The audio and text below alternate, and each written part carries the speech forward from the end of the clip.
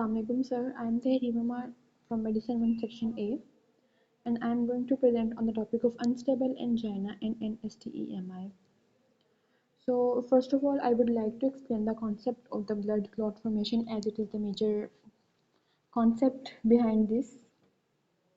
For example, if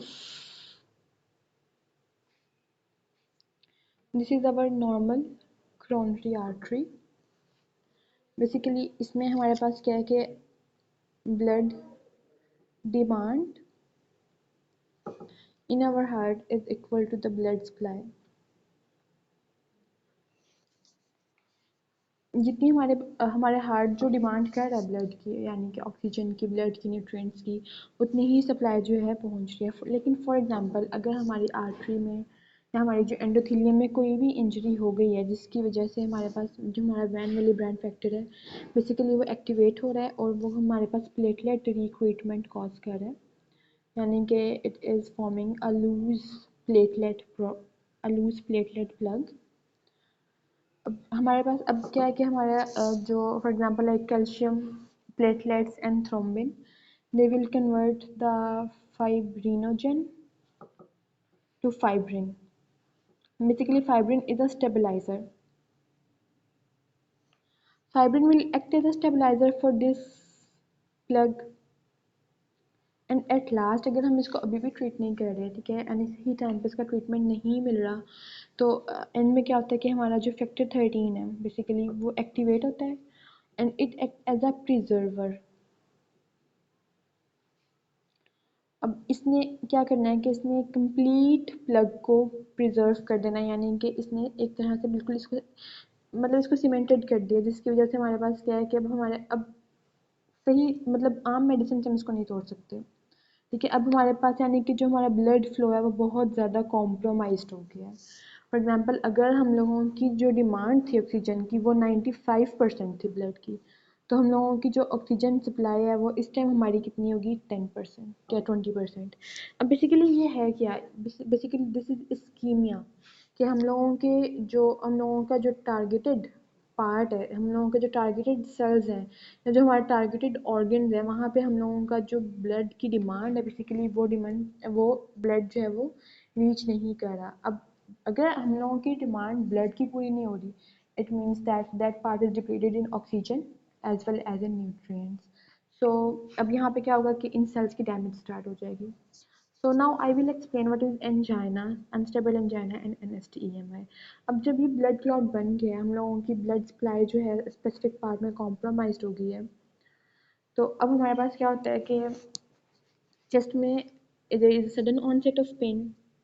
basically this is angina कि हम लोगों के पास कोई करोनरी आर्टरी के प्रॉब्लम की वजह से या कोई भी ऐसा प्रॉब्लम जिसकी वजह से हम लोगों की जो ब्लड सप्लाई है वो कॉम्प्रोमाइज़ हो रही है, उसकी वजह से अगर हम लोगों के चेस्ट में सडनली पेन स्टार्ट हो गई है एट रेस्ट और with exertion, it is angina. It is of various type like it is stable angina, unstable angina, Prinzmetal angina etcetera etcetera. But here I will, the topic of my concern is unstable angina. Basically this is the chest pain which starts suddenly with exertion, यानी कि rest पे patient जो है वो normal है, उसने थोड़ा सा भी काम किया लाइक जॉगिंग की, वॉकिंग की या कोई भी मतलब जो हम लोग की एडियल्स हैं उनसे ज़्यादा कोई भी काम किया तो उनको क्या हुआ मतलब एक्सर्शन उन्होंने किया, उसकी वजह से उनको जो है चेस्ट पेन स्टार्ट हो गया। क्यों? क्योंकि जो ऑक्सीजन की डिमांड है उनके हार्ट की वो कंप्लीट नहीं हो रही। लाइक यहाँ पे ये डायग्राम है नीचे जिसमें दिखाया गया कि ये हम लोग की क्रोनरी आर्टरी है जो कि हम लोग की अभी 50% ऑक्लूड हुई है, यानी कि हमारा 50% ब्लड हम लोगों का जो है रिक्वायर्ड साइड के ऊपर जा रहा है, ठीक है। This is the form of unstable angina. But what is NSTEMI यानी non ST elevation myocardial infarction? Basically it is not myocardial infarction, it is the initial stage we can say, or we can say that it is ischemia. Basically it is a synonym for ischemia and अगर हम इसको treat ना करें NSTEMI को तो ये हमारे पास convert हो सकता है इन STEMI। अब हमारे पास अनस्टेबल एंजाइना, NSTEMI ये हमारे पास एक्यूट क्रोनरी सिंड्रोम कोज करते हैं, यानी कि हमारे पास जो क्रोनरी आर्टरी है वो ऑक्लूड हो गई है जिसकी वजह से हम लोगों के जो है हार्ट के डिफरेंट इश्यूज जो हैं वो कॉज हो रहे हैं। अब बेसिकली अगर हम इसको NSTEMI को ना ट्रीट करें तो हम लोगों के पास इट प्रोग्रेस टू STEMI यानी कि मायोकार्डियल इन्फेक्शन, जिसमें हमारे पास ECG में ST एलिवेशन जो है वो शो हो रही होती है. So here are some symptoms for unstable angina and NSTEMI. So first of all, for unstable angina, the patient will suddenly feel pain with a little exertion. And after that अगर वो rest कर भी रहा है तो उसको rest पे relief नहीं मिल रहा, और जो पेन है उसकी with time it get worsen. And NSTEMI basically, अब जो हमारे पास अनस्टेबल एंजाइना है, जो हमारे पास NSTEMI है, अब इन सब में हमारे पास क्या है कि हम लोगों की जो पेन होगी हमारे पास सबस्टर्नल चेस्ट पेन है. ऐसी पेन है जो कि हम लोगों के पास लेफ्ट आर्म में, उसके अलावा हम लोगों की बैक में, जॉ में, नेक में जो है मूव कर रही है. और जो है पेशेंट जो है SOB यानी कि डिस्निया जो है या शॉर्टनेस ऑफ ब्रेथ जो है पेशेंट वो भी फील कर रहा है, नोजिया, वॉमिटिंग, उसके अलावा डिस्कम्फर्ट इन चेस्ट वो फील कर रहा है. ठीक है, इस तरह के सिम्टम्स वो फील कर रहे हैं.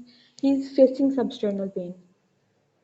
ऐसी पेन जो कि उसकी ना तो रेस्ट पे ठीक हो रही है, और यानी कि इट्स एन इमरजेंसी केस, और उसको हॉस्पिटल लेके जाना उस टाइम में इम्पॉर्टेंट है. So here are some investigation, like first of all तो हम करते हैं उनकी ECG, बट यहाँ पहले मैं एक्सप्लेन कर रही हूँ कार्डिक बायोमार्कर्स. हम उनके टेस्ट करते हैं, कार्डिक बायोमार्कर्स करते हैं. हमारे पास कौन कौन से बायोमार्कर्स हैं हार्ट के? Troponin T, troponin I and CKMB. अब बेसिकली जो अनस्टेबल एंजाइना है बेसिकली उसमें क्या हो रहा है कि हम लोगों के पास जो हम लोगों के कार्डियोमायोसाइट्स हैं basically they are not getting necrosed, क्योंकि उनको कुछ ना कुछ ब्लड मिल रहा है, उनको कुछ ना कुछ ऑक्सीजन मिल रही है, उनको कुछ ना कुछ न्यूट्रिएंट्स मिल रहे हैं, उनको ऑक्सीजन मिल रही है, उनको ब्लड मिल रहा है, वो नेक्रोस नहीं हो रहे. उनमें डैमेज आ रहा है, मतलब लेकिन ऐसा डैमेज नहीं आ रहा कि वो बिल्कुल ही जो है उनके जो एंजाइम्स हैं वो रिलीज होकर ब्लड में आ जाए और ब्लड टेस्ट जो है हमारा वो पॉजिटिव हो. ठीक है, ऐसा नहीं होता है. हम लोगों का जो ब्लड टेस्ट होगा फॉर अनस्टेबल एंजाइना, जो हम लोगों के पास जो हमारा ब्लड टेस्ट है for unstable angina for cardio biomarker it will be negative, but in NSTEMI it will be positive, because हम लोगों की जो सेल्स हैं उनको ऑक्सीजन बहुत कम मिल रही है, लाइक 5% मिल रही है, 6% मिल रही है, उनको बहुत कम ऑक्सीजन मिल रही है. They are facing severe ischemia, जिसकी वजह से अब जो सेल्स हैं वो नेक्रोस होना स्टार्ट हो गया, उनमें नेक्रोसिस स्टार्ट हो गई है, उनकी सेल डेथ स्टार्ट हो गई है, जिसकी वजह से जो इंजाइम्स हैं वो ब्लड में रिलीज हो रही हैं. एंड जो पेशेंट है यानी कि उसका जो ब्लड टेस्ट होगा for cardiac biomarker it will be positive. So here is ECG. It's the normal ECG, यानी कि फॉर एग्जांपल अगर हमारी बेस लाइन है तो हम लोगों के जो सब सारे कॉम्प्लेक्स सारी वेव्स जो हम लोगों की इसमें फॉल कर रही हैं सही. लेकिन अगर हम लोग अनस्टेबल एंजाइना के पेशेंट की ECG करवाएंगे या NSTEMI के पेशेंट की ECG करवाएंगे तो उनका जो ST सेगमेंट है उसमें क्या होगी, डिप्रेशन हम लोग देखते हैं. हम लोग ECG में देखेंगे कि उनकी 2 मिलीमीटर से ज़्यादा ST सेगमेंट की डिप्रेशन हुई थी है. ठीक है, एंड ये एक न्यू केस है जिसमें हमारे पास क्या होता है कि T वेव की जो है वो इन्वर्जन हो रही है, यानी कि लेकिन ये हमारे पास सिर्फ और सिर्फ होता है अनस्टेबल एंजाइना में. अब नेक्स्ट हम लोग ECG, जब सबसे पहले पेशेंट आता है तो सबसे पहले हम लोग उससे करवाते हैं ECG, the most important test initially, initial stage के ऊपर. मतलब इमरजेंसी केस है, पेशेंट के चेस्ट में पेन हो रही है, आया है पेशेंट, हम लोग उसको फिलहाल हमने पहले उसको कोई मेडिसिन नहीं दी, हमने सबसे पहले उसकी ECG की है ताकि हमें पता चले कि उसको इन्फेक्शन है, उसको इस्कीमिया है, उसको एंजिना है, उसको क्या चीज़ है. अगर उसको एंजाइना है हम लोग तो हम लोग उसके अकॉर्डिंग उसको मेडिसिन देंगे. अगर उसको जो है NSTEMI है उसके अकॉर्डिंग मेडिसिन देंगे. ठीक है, बेसिकली अब अगर उसको STEMI है तो हम लोग देखते हैं कि मतलब उसका केस कितना वर्सन हुआ है, स्टंट प्लेसमेंट होगी या उसका कैबेज होगा, उसका BTC होगी, उसका क्या चीज़ होगी. ठीक है, तो अब बेसिकली अब हमारे पास एक चीज़ है एक्सरसाइज स्ट्रेस टेस्ट. अब अब फॉर एग्जांपल एक सिनेरियो है, फॉर एग्जांपल कि एक फीमेल है अबाउट 50 years ओल्ड, वो कंप्लेन कर रही है आपके पास आके कि मैं जब भी घर से वॉक पे जाती हूँ या मैं थोड़ा सा चलती हूँ या मैं थोड़ा सा कोई काम करती हूँ तो मेरे चेस्ट में पेन स्टार्ट हो जाती है, लेकिन अभी पेन नहीं हो रही. यानी कि अगर अभी हम उनकी ECG करें तो वो नॉर्मल आएगी.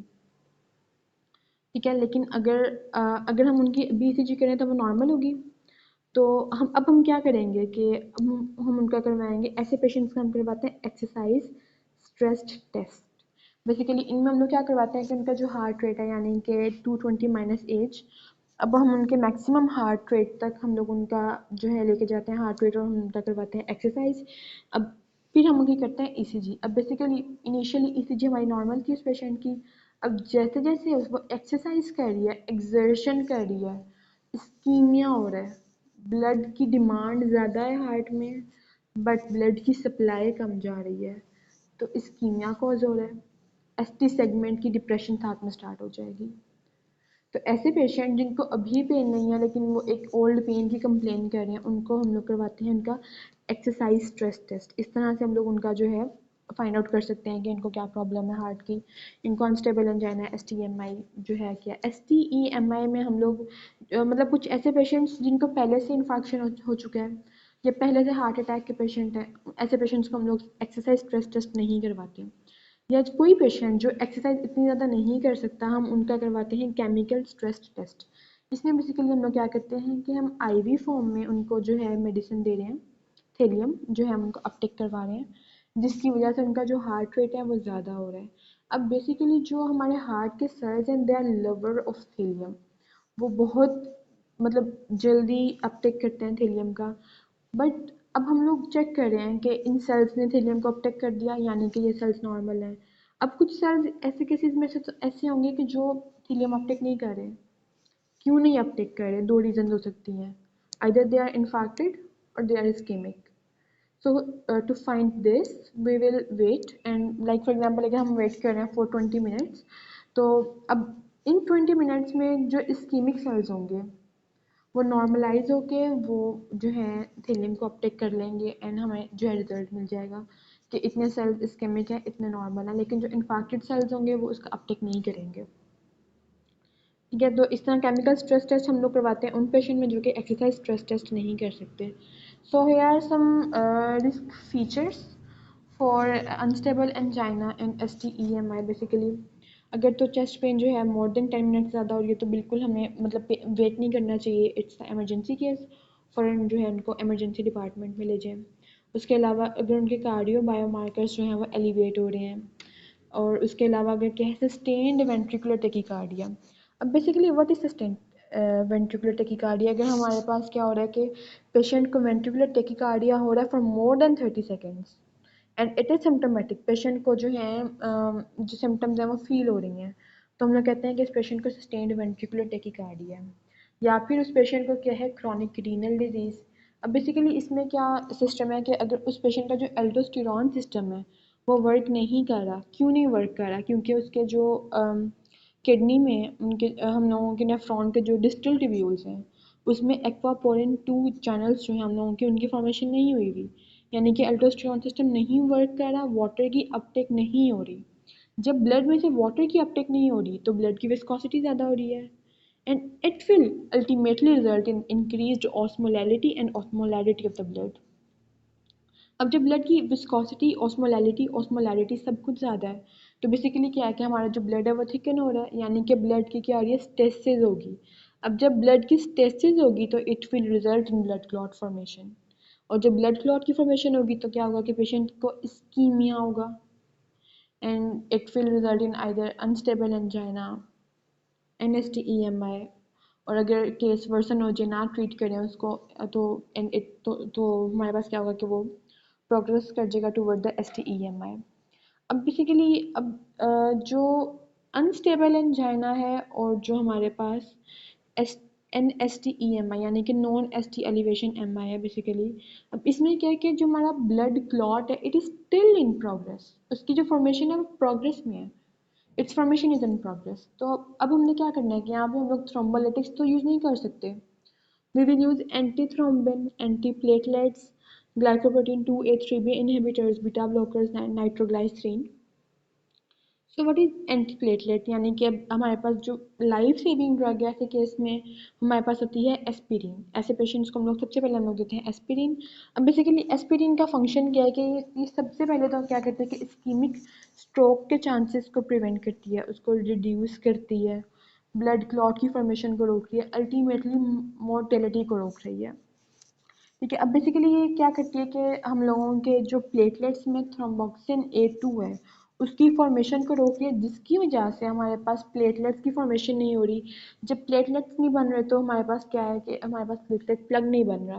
प्लेटलेट प्लग नहीं बन रहा तो हमारे पास ब्लड क्लॉट नहीं बनेगा। ब्लड क्लॉट नहीं बनेगा तो जो हम लोगों के पास डिमांड है ब्लड की, वो हमारे पास जो हमारे पास ब्लड की सप्लाई है वो डिमांड के इक्वल होगी, जो ब्लड है वो नॉर्मली रीच करेगा उस पॉइंट तक जहाँ पे ब्लड चाहिए। सेकेंडली हम लोग यूज़ करते हैं एंटी थ्रोम्बिन।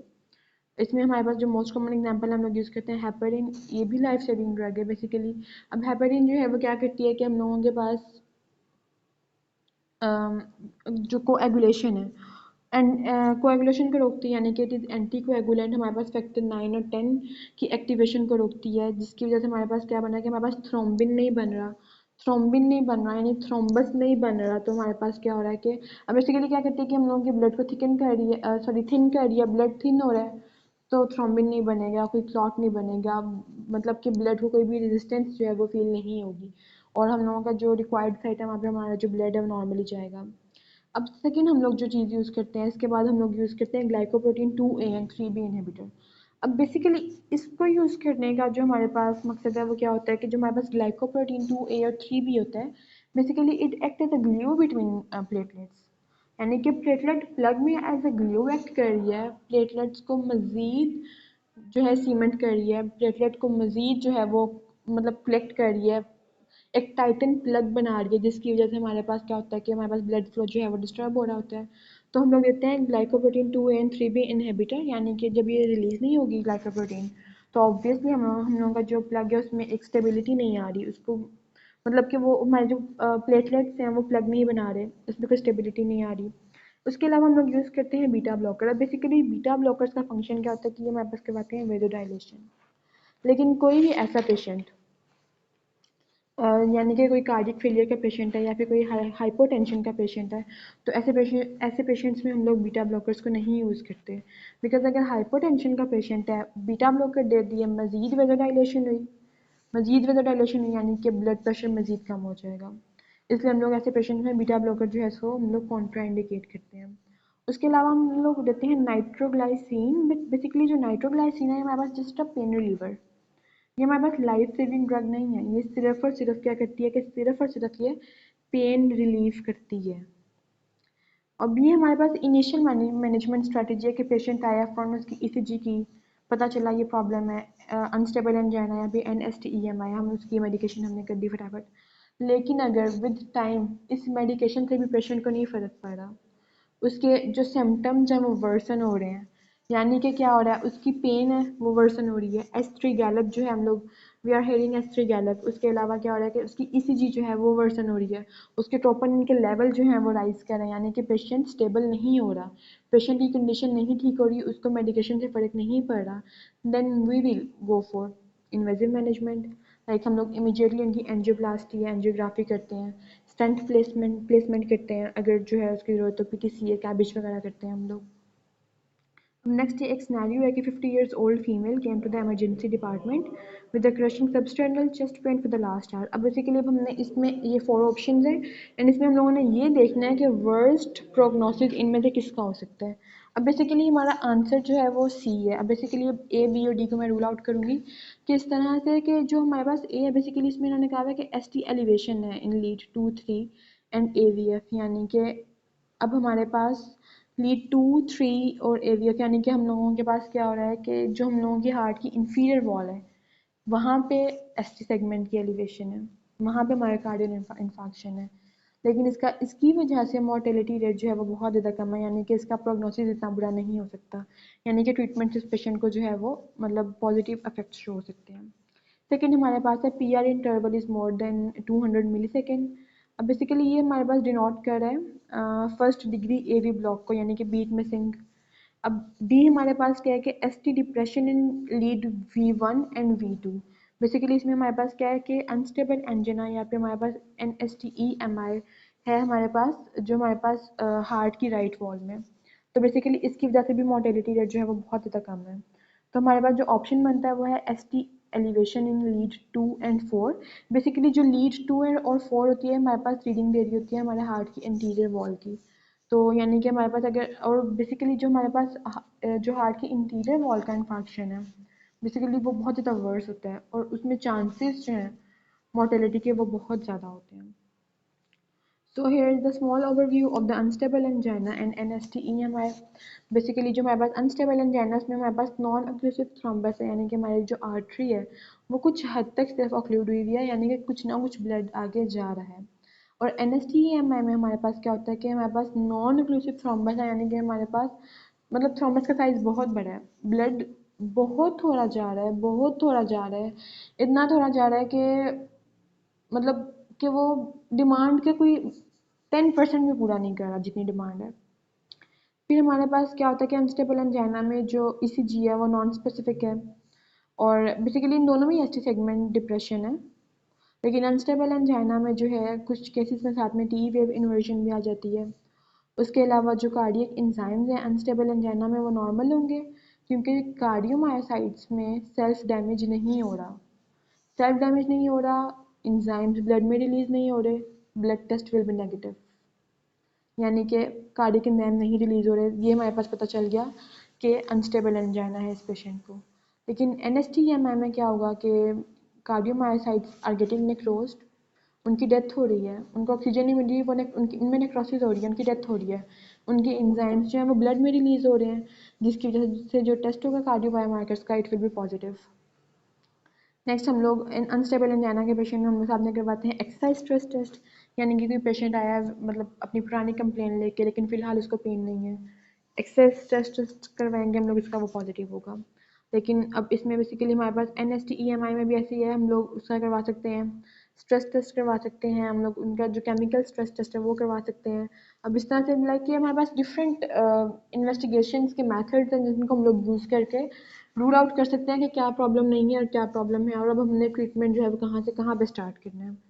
अनस्टेबल एंजाइना तो उसका ट्रीटमेंट क्या है, NST-EMI तो उसका क्या है, ST-EMI तो उसका क्या है। अब पेशेंट की क्या कंडीशन है कि हमने इसको भी हमने मेडिकेशन पे रखना है, मेडिकेशन से नहीं फ़र्क पड़ रहा तो हमारा इनिशियल स्टेप क्या होगा, अब हम इसको कौन सी स्किन में मैनेजमेंट करेंगे। अब ये सब चीज़ें हम लोगों को इन सब टेस्ट के बाद और पेशेंट की कंडीशन देख के पता चलती हैं। Thank you.